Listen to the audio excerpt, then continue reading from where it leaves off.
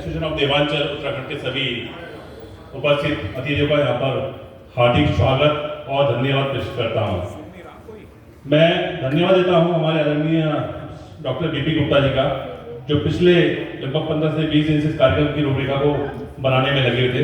एक बार जोरदार तालियां आप सभी लोगों के लिए और यहाँ पर जितने भी पदाधिकारी मेदांता नोएडा आप सब लोगों के स्वास्थ्य के लिए प्रतिबद्ध है और इसी श्रृंखला में आज हमारे बीच में हमारे मेदांता हॉस्पिटल नोएडा के बहुत ही सीनियर, बहुत ही famous personality doctor Sanjay Gupta ji, जो डायरेक्टर हैं ऑर्थोपेडिक डिपार्टमेंट से, यहाँ पर उपस्थित हैं। मैं सर से आग्रह करता हूँ कि सर आप लोगों को जो भी यदि हड्डी से संबंधित जो भी प्रॉब्लम्स है वो यहाँ पर आपकी क्वेश्चन सेशन में करेंगे और कुछ डॉक्टर साहब यहाँ पर जो है अपना अवबोधन भी देंगे। एक बार जोरदार तालियां डॉक्टर साहब के लिए। शुक्रिया, बहुत बहुत शुक्रिया।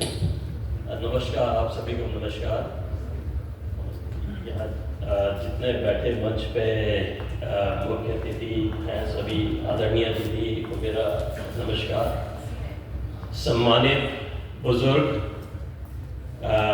माननीय senior confederation of senior citizens के जितने यहाँ बुजुर्ग बैठे हैं, कहना चाहूँगा कि पूजनीय श्री मंडलेश्वर जी के गुरु जी के सानिध्य में जो गुरुजी जो कि अवधेशानंद जी हैं, गिरी जी, उनके सानिध्य में जो हम सभी को आज एक निर्मल अवसर मिला है उनके वचन सुनने का, आशीर्वचन सुनने का, और जो हमें प्रैक्टिकल बातें उन्होंने बताई हैं उसका जो हमें अवसर मिला, उसके लिए मैं आप सभी को धन्यवाद करना चाहूँगा। ये अवसर हमें प्राप्त हुआ, सभी आयोजकों को। साथ ही साथ मैं ये भी कहना चाहूँगा कि जो बातें एडिशनल मजिस्ट्रेट साहब ने कही हैं, स्वामी जी ने कही हैं, वो बड़ी बड़ी रेलिवेंट बातें हैं। उन्हीं बातों को आगे लेकर के मैं चलूँगा कि जब हम सीनियर सिटीजन एज ग्रुप में पहुँचते हैं तो हमारी जीवन शैली कैसी होनी चाहिए। मेदांता हॉस्पिटल के बारे में नितिन ने बताया है। मेदांता हॉस्पिटल जो अभी नया हॉस्पिटल खुला है करीब 6 महीने पहले, ये नोएडा में बनाया गया है और ये उसी लेगेसी पे बनाया गया है, जैसे कि इनका जो सबसे बड़ा फ्लैगशिप हॉस्पिटल है गुरुग्राम में।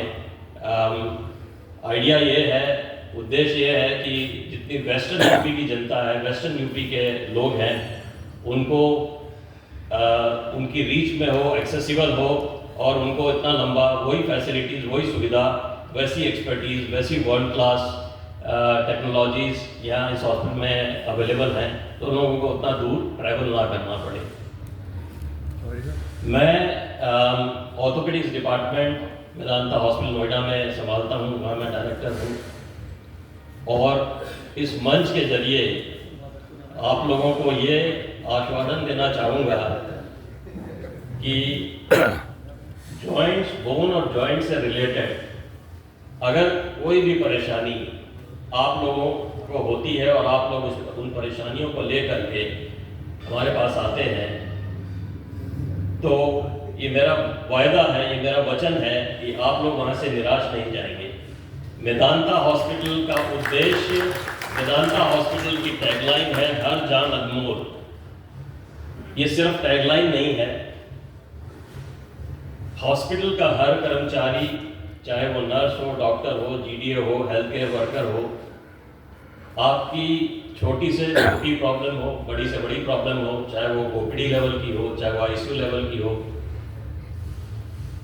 हर प्रॉब्लम का निवारण, हर स्वास्थ्य से रिलेटेड प्रॉब्लम का निवारण करना, उसके लिए 100% अपने एफर्ट्स डालना, और अगर ज़रूरत है, फॉर एग्जांपल हमारे जो टीम है वो होम केयर भी इतनी बढ़िया प्रोवाइड करते हैं कि आप अगर घर जाते हैं तो all over India specially western UP में मेदांता एट होम की टीम होती है जो एक्स्ट्रा माइल जाती है, यानी कि आपकी हेल्प करने के लिए, आपको back to physiological activity level लाने के लिए प्रतिबद्ध होती है।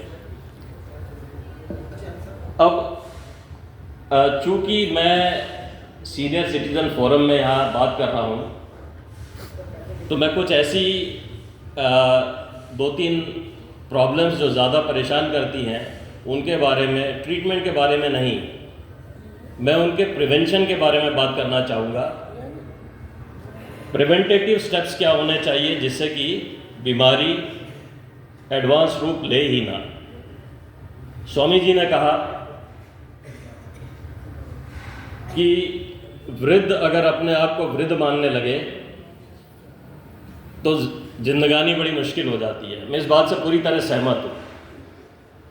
पहले जीवन के पहले 25 साल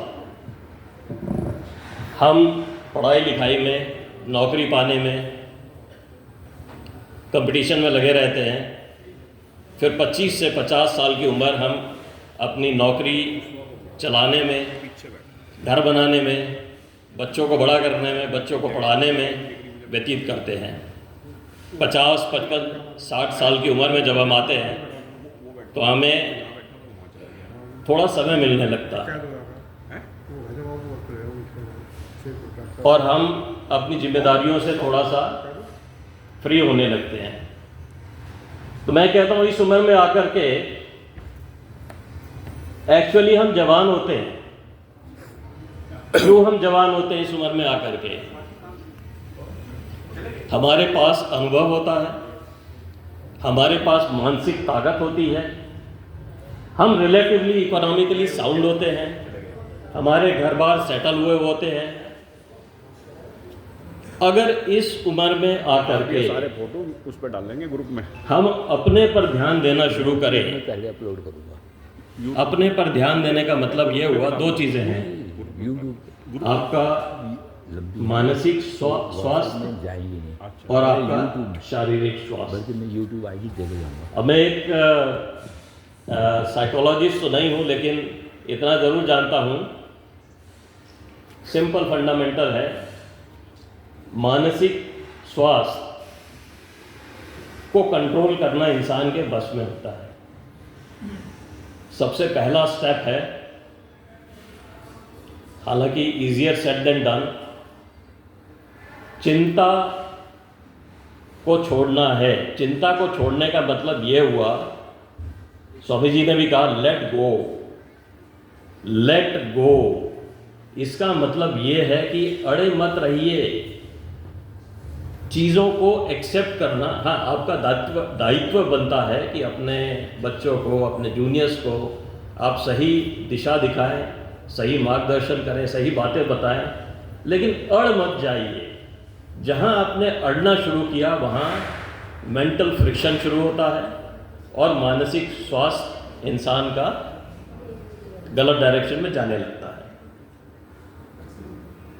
इसके आगे क्या होता है? नींद, आपकी स्लीप डिस्टर्ब होती है।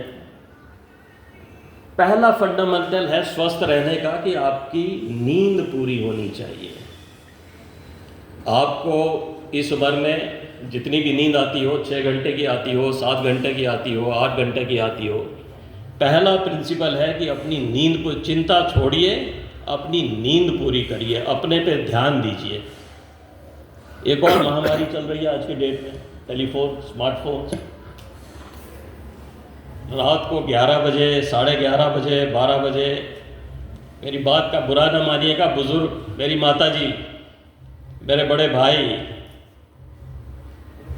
सभी को ये महामारी ने पकड़ा हुआ है कि ये स्मार्टफोन छूटता नहीं है। स्मार्टफोन में अनफॉर्चुनेटली या फॉर्चुनेटली इतनी इन्फॉर्मेशन है, इतनी सारी इंटरेस्टिंग बातें हैं कि इंसान उससे चिपका रहता है।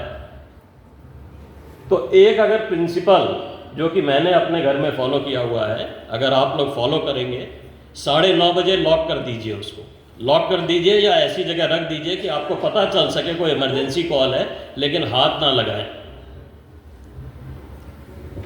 फ़ोन से दूर जाएंगे, सोशल मीडिया से दूर जाएंगे, नींद अच्छी आएगी। नींद अच्छी आएगी, नींद से रिलेटेड ही सारी बीमारियां हैं। नींद अच्छी आएगी, समय पर उठेंगे, व्यायाम करेंगे, एक्सरसाइज करेंगे, वॉकिंग करेंगे, आपका शुगर वैसे ही कंट्रोल हो जाएगा। स्ट्रेस नहीं होगा, आपका बीपी कंट्रोल हो जाएगा। फिर एक तीसरी चीज़ होती है जो हमारे वरिष्ठ चिकित्सक कहते हैं, 3 च: चीनी,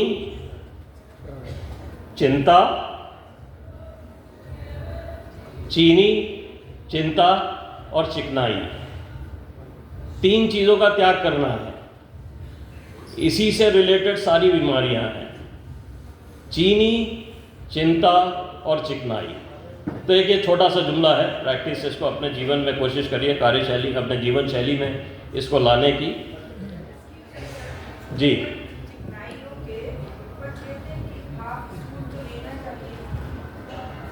access, this is all about excess. So excess of sugar, आप चाय पियोगे, अगर आपको डायबिटीज़ नहीं है तो थोड़ी मात्रा में तो शुगर लोगे ही। So excess of sugar, excess of चिकनाई एंड ऑब्वियसली एक्सेस ऑफ चिंता। अति नहीं होनी चाहिए, ठीक है, within limits it's acceptable. तो अगर बात करें इंसान को स्वस्थ रहने की इस उम्र में आकर के, जैसा मैं जिस बात पे मैं वापस जाता हूँ, जैसा मैं कहना चाह रहा था कि 55-50 की उम्र में आकर के एक्चुअली आपको जीना शुरू करना चाहिए। बहुत सारे मरीज़ आते हैं, मैं ऑर्थोपेडिक्स डिपार्टमेंट में हूँ, तो I do a lot of joint replacement surgeries. 55-60 की उम्र में आए, 60 में आए, 62 में आए, जी अब क्या करेंगे डॉक्टर साहब, चला जा नहीं रहा है, अब ज़िंदगी कितनी बची है और ऑपरेशन करा के क्या होगा। तो आज की मेडिकल साइंस, आप जानते हैं एवरेज लाइफ एक्सपेक्टेंसी हमारी ग्रेजुअली ऊपर जा रही है। मजिस्ट्रेट साहब ने बताया 55% बुजुर्ग होने वाले हैं आगे चल करके। तो ऐसा नहीं है, आपको 2 चीज़ों का बैलेंस बनाना है। आपको अपनी मेंटल हेल्थ अच्छी रखनी है और आपको अपनी फिजिकल हेल्थ अच्छी रखनी है। फिजिकल हेल्थ रखने के लिए सब जानते हैं कि हमने करना है, लेकिन once again it's easier said than done. Physical health 2-4 points में बोलूँगा, 2-3 बातें बताऊँगा जो मेरे ख्याल से आप लोगों के लिए यूजफुल साबित होंगी। ऑर्थोपेडिक रिलेटेड अगर कुछ ऐसी चीज़ें हैं जो ज़्यादा तंग करती हैं लोगों को, सर्वाइकल स्पॉन्डिलोसिस, लंबर स्पॉन्डिलोसिस और नी आर्थराइटिस, ये 3 चीज़ें ऐसी हैं जो काफ़ी परेशान करती हैं। और इनके ट्रीटमेंट पे जाने से पहले अगर हम प्रिवेंटेटिव, इसकी रोकथाम कैसे करनी है या इसको होने कैसे नहीं देना है, इस पे अगर ध्यान दें तो मेरे ख्याल से ये प्रॉब्लम्स आप लोगों को तंग नहीं करेगी। लंबर स्पॉन्डिलोसिस यानी कि बैक पेन, सर्वाइकल क्यों होता है? सिर्फ और सिर्फ, अब देखिए जिन लोगों को लंबर प्रॉब्लम्स हैं वो इस बात को समझेंगे कि हमें हमेशा दर्द नहीं होता, हम ठीक रहते हैं, फिर कभी दर्द हो जाता है, फिर कुछ दिन रहता है, फिर हम ठीक हो जाते हैं। तो ये वैक्सिंग एंड वेनिंग होता है, मतलब हुआ फेजेस आते हैं। वो फेज क्यों आते हैं? वो फेज आते हैं ट्रिगर से। ट्रिगर क्या होता है? वो ट्रिगर को आइडेंटिफाई करना है कि हमारा क्या ट्रिगर है जो कि सर्वाइकल स्पॉन्डिलोसिस या सर्वाइकल पेन या लंबर स्पॉन्डिलोसिस, लंबर पेन या नी प्रॉब्लम को एग्रवेट करता है। लंबर के लिए ट्रिगर है फॉरवर्ड बेंडिंग। चाहे आप कुछ भी हो जाए, जो लोग लंबर बैक पेन से परेशान हैं, never ever do forward bending, always try and avoid forward bending. Forward bending जैसे ही किया आपने, वो ट्रिगर आया, डिस्क को प्रॉब्लम हुई, आपका मसल स्पैज़म में गई, बॉडी टेढ़ी हो गई, दर्द हुआ, फिर काफ़ी समय लग जाता है। तो भाई कैसे करना है? ज़मीन से सामान उठाना है तो ठीक है, आप किसी अपने आसपास वाले को बोल दीजिए सामान उठा दे मेरे लिए। नहीं उठा पाते हैं तो आप अपने पीठ को सीधा रख के नीज और हिप्स पे जाएं, सामान उठाएं, ये तरीका है उठाने का। दूसरा ट्रिगर कब आता है? जब हम कुर्सी से उठते हैं या बेड से, स्पेशली बेड से उठते हैं, एकदम से झटके में उठे बेड से, पता चला ट्रिगर आ गया, लंबर का ट्रिगर आ गया। बेड से उठने का तरीका है, करवट लेनी है, कोहनी का सहारा लेना है, रिस्ट का सहारा लेना है, हो सके तो सिराने का, बेड के जो सिराना होता है पीछे वाला जो भी बोलते हैं उसको, उसका सहारा लेकर के उठना है। कोई देखते हुए बोले कि भाई ये तो कैसे बुड्ढों की तरह उठ रहे हो, कोई बात नहीं, हम तो बुड्ढे हैं, लेकिन हमें और बुड्ढा नहीं होना है, हमें प्रॉब्लम नहीं इन्वाइट करनी है। सो ये अगर आप एक सिंपल सा फॉर्मूला फॉलो कर लोगे कि फॉरवर्ड बेंडिंग अवॉइड करनी है, लंबर में चाहे वो सर्वाइकल में क्या होता है, सिर नीचे झुका के काम करना है। सिर नीचे झुका करके मोबाइल फ़ोन पे कर रहे हैं, लैपटॉप पे काम कर रहे हैं, या खाना बना रहे हैं घर में, तो खैर खाना जिसने बनाना है वो तो उसको फिर ब्रेक्स लेने चाहिए। लेकिन मोबाइल और लैपटॉप वालों के लिए तो ऑप्शन है, आज की डेट में स्टैंड्स आ रहे हैं, फ्रेम्स आ रहे हैं, वो सारी चीज़ें आपको आई लेवल पे काम करने के लिए हेल्प करती हैं।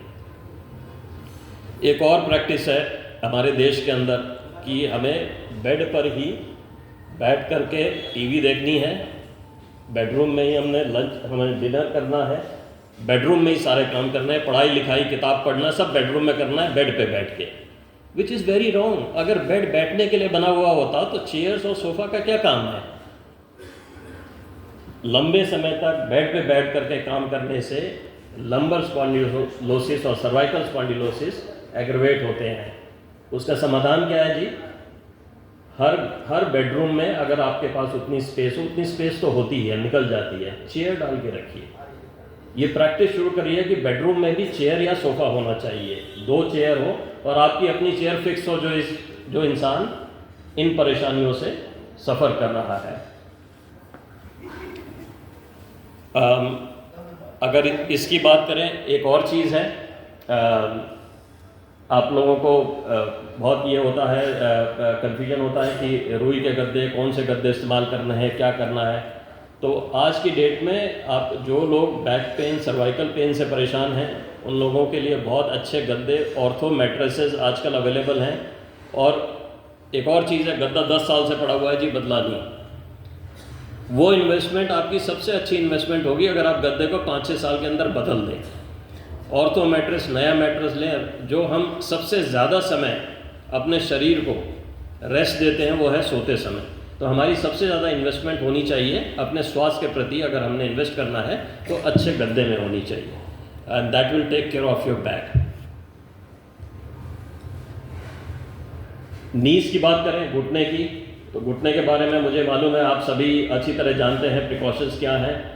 पर अगर दूसरे इंपॉर्टेंट पॉइंट पे जाते हैं कि भाई ये तो हो गया, क्या नहीं करना है, आप पूछें कि क्या करना है, तो लाइट एक्सरसाइजेस का बहुत इंपॉर्टेंट रोल है सभी चीज़ों में। आर्थराइटिस प्रिवेंट करने में, स्पॉन्डिलोसिस प्रिवेंट करने में, ऑस्टियोपोरोसिस प्रिवेंट करने में। ये भी बहुत कम लोगों को मालूम है कि ऑस्टियोपोरोसिस के प्रिवेंशन में, ऑस्टियोपोरोसिस यानी कि बोन्स का कमज़ोर होना, खास करके लेडीज़ में होती है एक एज के बाद में, पोस्ट मेनोपॉजल एज में। एक्सरसाइज का सबसे इम्पॉर्टेंट रोल है। उसके बाद है आपकी आहार का, या आपकी डाइट क्या है। एक्सरसाइज में क्या आता है? Light exercises, walking is one of the best exercise you can do. Upper body की लाइट एक्सरसाइजेज है। आप लोग आजकल सीनियर सिटीजन्स के लिए भी हिसाब से जिम बने हुए हैं जहाँ पे आप अपर बॉडी की लाइट एक्सरसाइजेज कर सकते हैं। संतुलित आहार, another 2 minutes बस। संतुलित आहार में एक चीज़ है जो इंडियन डाइट है, उसमें जो डेफिशिएंसी है वो है प्रोटीन इंटेक की। बाकी चीज़ें तो ठीक है, आपने फल खाया, सब्जी खाई, आपने रोटी दाल खाई, अपना प्रोटीन इंटेक बेटर करने की कोशिश करिए, जो हम सभी नज़रअंदाज करते हैं। मैं हाउस से पूछना